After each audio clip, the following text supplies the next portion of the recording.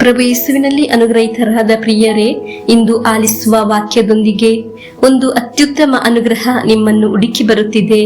ಉತ್ತಮವಾದ ಅನುಗ್ರಹ, ಉತ್ತಮವಾದ ಜೀವನ, ಉತ್ತಮವಾದ ಸಂತೋಷ, ಉತ್ತಮವಾದ ಬಿಡುಗಡೆ ನಿಮ್ಮನ್ನು ಅರಸಿ ಬರುತ್ತಿದೆ. ಇಂದು ಆಲಿಸುವ ವಾಕ್ಯ ಸಂತೋಷದೊಂದಿಗೆ ನಾವು ದೇವರನ್ನು ಆಶ್ರಯಿಸಿಕೊಂಡು ಪ್ರಾರ್ಥಿಸೋಣ.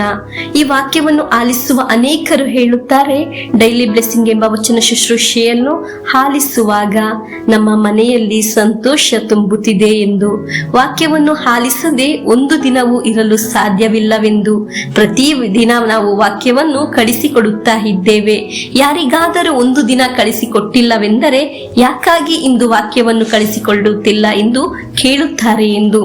ನೀವು ಎಲ್ಲ ಈ ಶುಶ್ರೂಷೆಯ ಭಾಗವಾಗಿದ್ದೀರಿ. ನಾವು ಎಲ್ಲ ಈ ಡೈಲಿ ಬ್ಲೆಸ್ಸಿಂಗ್ ಎಂಬ ವಚನ ಶುಶ್ರೂಷೆಯ ಕುಟುಂಬದ ಒಂದು ಅಂಗಗಳಾಗಿದ್ದೀವಿ. ಈ ವಾಕ್ಯವನ್ನು ಆಲಿಸುವಾಗ ನಿಮ್ಮೆಲ್ಲರಿಗಾಗಿ ಪ್ರಾರ್ಥಿಸುತ್ತೇನೆ. ಪ್ರಿಯರೇ, ವಿಶ್ವಾಸದೊಂದಿಗೆ ನಿರೀಕ್ಷೆಯಿಂದ ವಾಕ್ಯವನ್ನು ಆಲಿಸುವ ಯಾರು ಎಲ್ಲ ಈ ವಾಕ್ಯವನ್ನು ಆಲಿಸುತ್ತೀರೋ ಅವರೆಲ್ಲರ ಜೀವನದಲ್ಲಿ ಅದ್ಭುತ ಬಿಡುಗಡೆ ಉಂಟಾಗಲಿ ಎಂದು ಪ್ರಾರ್ಥಿಸಿಕೊಂಡು ವಾಕ್ಯವನ್ನು ಆಲಿಸೋಣ. ಪ್ರೇಷಿತರ ಕಾರ್ಯಕಲಾಪ 12ನೇ ಅಧ್ಯಾಯ 1ರಿಂದ 5ರವರೆಗೆ ವಾಕ್ಯಗಳು. ವಾಕ್ಯವನ್ನು ಆಲಿಸೋಣ. ಆ ದಿನಗಳಲ್ಲಿ ಅರಸ ಹೆರೋದನು ಕ್ರೈಸ್ತ ಸಭೆಯ ಸದಸ್ಯರಲ್ಲಿ ಕೆಲವರನ್ನು ಹಿಂಸಿಸಲು ಆರಂಭಿಸಿದನು. ಯೋವಾನನ ಸಹೋದರ ಯಾಕೋಬನು ಖಡ್ಗದಿಂದ ಕೊಲ್ಲಿಸಿದನು. ಇದರಿಂದ ಯಹೂದ್ಯರಿಗೆ ಮೆಚ್ಚುಗೆಯಾಯಿತೆಂದು ತಿಳಿದು ಪೇತ್ರನನ್ನು ಬಂಧಿಸಿದನು. ಆಗ ಉಳಿರಹಿತ ರೊಟ್ಟಿಯ ಹಬ್ಬ ನಡೆಯುತ್ತಿತ್ತು. ಪೇತ್ರನನ್ನು ಬಂಧಿಸಿದ ಮೇಲೆ ಸೆರೆಮನೆಯಲ್ಲಿಟ್ಟು ಅವನನ್ನು ಕಾಯಲು 4 ಸೈನಿಕರಿದ್ದ ಚತುರ್ದಳಕ್ಕೆ ವಹಿಸಿದನು. ಪಾಸ್ಕ ಹಬ್ಬದ ನಂತರ ಪೇತ್ರನನ್ನು ಬಹಿರಂಗ ವಿಚಾರಣೆಗೆ ಗುರಿಪಡಿಸಲು ಉದ್ದೇಶಿಸಿದನು. ಪೇತ್ರನನ್ನು ಹೀಗೆ ಸೆರೆಯಲ್ಲಿಟ್ಟಾಗ ಸಭೆಯು ಅವನಿಗಾಗಿ ಶ್ರದ್ಧೆಯಿಂದ ದೇವರಿಗೆ ಪ್ರಾರ್ಥನೆ ಮಾಡುತ್ತಿತ್ತು. ಪ್ರಿಯರೇ, ಅನೇಕರು ನನ್ನ ಹತ್ತಿರ ಹೇಳುತ್ತಾರೆ, ಫಾದರ್, ನಾನು ಅನೇಕ ಸಮಸ್ಯೆಯಿಂದ ಸಿಕ್ಕಿ ಹಾಕಿಕೊಂಡಿದ್ದೇನೆ.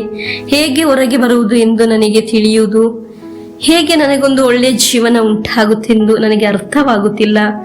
ಬಂಧನದಲ್ಲಿ ಸಿಕ್ಕಿ ಹಾಕಿಕೊಂಡ ಒಂದು ಅವಸ್ಥೆ, ಸಾಲದಲ್ಲಿ ಮುಳುಗಿರುವ ಒಂದು ಅವಸ್ಥೆ ಎಂದು. ಪ್ರಿಯರೇ, ನೀವು ಯಾರಾದರೂ ಸಮಸ್ಯೆ ಮಧ್ಯದಲ್ಲಿ ಇದ್ದೀರಾ? ನಾನು ನಿಮ್ಮೊಂದಿಗೆ ಹೇಳುತ್ತೇನೆ, ಎಷ್ಟು ದೊಡ್ಡ ಸಮಸ್ಯೆ ಮಧ್ಯದಲ್ಲಿ ಆಗಿರಲಿ, ಎಲ್ಲಾ ತರದ ಬಂಧನದ ನಡುವೆ ಆಗಿರಲಿ, ಅದರಿಂದ ಬಿಡುಗಡೆಗೊಳಿಸಲು ಹೊರತರಲು ಇಂದು ಜೀವಿಸುವ ನನ್ನ ದೇವರು ಸರ್ವಶಕ್ತರು ಆಗಿದ್ದಾರೆ. ಹಾಲೆಲೂಯಾ.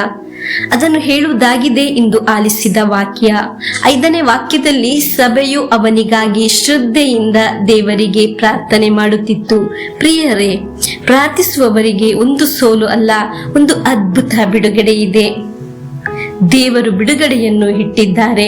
12ನೇ ಅಧ್ಯಾಯದಲ್ಲಿ ನಾವು ಕಾಣಲು ಸಾಧ್ಯವಾಗುತ್ತದೆ, ದೇವದೂತರು ಪೇತ್ರನನ್ನು ಜೋಪಾನವಾಗಿ ಹೊರಕರ ತಂದರು ಎಂದು. ಶತ್ರುವಿನ ಪದ್ಧತಿಯನ್ನು ದೇವರು ಕುಗ್ಗಿಸಿ ಬಿಡುತ್ತಾರೆ. ಪ್ರಿಯರೇ, ಯಾವಾಗ ಶತ್ರುವಿನ ಪದ್ಧತಿ ನಡೆಯದೆ ಹೋಗಿದ್ದು ಗೊತ್ತಾ? ಅನೇಕ ವ್ಯಕ್ತಿಗಳು ಪೇತ್ರನಿಗಾಗಿ ಶ್ರದ್ಧೆಯಿಂದ ಪ್ರಾರ್ಥಿಸಿದ್ದಾಗ, ಶ್ರದ್ಧೆ ವಿಶ್ವಾಸದಿಂದ ಮಾಡಿದ ಪ್ರಾರ್ಥನೆ ಅದ್ಭುತ ಬಿಡುಗಡೆಗೆ ಕಾರಣವಾಯಿತು. ಹಲ್ಲೆಲೂಯಾ. ಇಂದು ವಾಕ್ಯ ಆಲಿಸುವ ಪ್ರಿಯರೇ, ನಾವು ನಿಮಗಾಗಿ ಪ್ರಾರ್ಥಿಸುತ್ತೇವೆ. ಇಂದು ಪ್ರಾರ್ಥಿಸುವಾಗ ದೇವರು ಬಿಡುಗಡೆ ಮಾಡುವ ಒಂದು ದಾರಿ ನಿಮ್ಮ ಜೀವನದಲ್ಲಿ ಉಂಟಾಗಲಿ. ದೇವರು ಬಿಡುಗಡೆ ತರುವ ಒಂದು ದಾರಿ ನಿಮ್ಮ ಜೀವನದಲ್ಲಿ ಉಂಟಾಗಲಿ.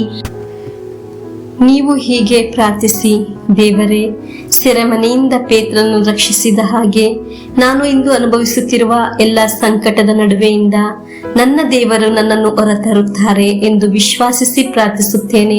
ಖಂಡಿತವಾಗಿಯೂ ದೇವರು ನಿಮಗೆ ಬಿಡುಗಡೆ ನೀಡುತ್ತಾರೆ. ದೇವರು ತರುವ ಅದ್ಭುತ ನೀವು ಕಾಣುತ್ತೀರಾ. ನಮಗೆ ಶ್ರದ್ಧೆಯಿಂದ ಪ್ರಾರ್ಥಿಸೋಣ. SLC ಎಕ್ಸಾಮ್ ಬರೆಯುವ ಮಕ್ಕಳು, ರೋಗದಿಂದ ನರಳಾಡುತ್ತಿರುವವರು, ಸಾಲದಿಂದ ನೊಂದವರು ಎಲ್ಲರನ್ನು ದೇವರು ಕಾಪಾಡಿರಲಿ ಎಂದು ಪ್ರಾರ್ಥಿಸುತ್ತಾ ಪ್ರಭುವಿನ ಆಶೀರ್ವಾದವನ್ನು ಸ್ವೀಕರಿಸೋಣ. ನಮ್ಮ ಪ್ರಭು ಯೇಸು ಕ್ರಿಸ್ತರ ವರಪ್ರಸಾದವು, ದೇವರ ಪ್ರೀತಿಯು, ಪವಿತ್ರಾತ್ಮರ ಅನ್ಯೋನ್ಯತೆಯು ನಮ್ಮೊಡನೆ ಇರಲಿ.